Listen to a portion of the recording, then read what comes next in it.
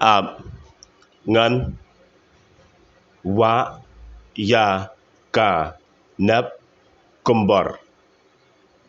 Wait, I shall hang the blanket. Trong bệnh hằng tựa. Keep on sitting there. Keep on sitting there.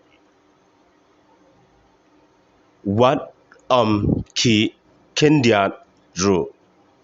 Don't move even a little bit. Up hadu ba ngan da one pie. Wait until I return. Pin ya nga. Will you wait for me?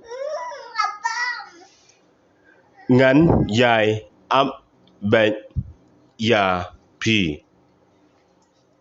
I will keep on waiting for you. Ngắn dài bệnh ya pi. I will keep on waiting for you. Tăng ba ngắn lệnh nọ mình ta.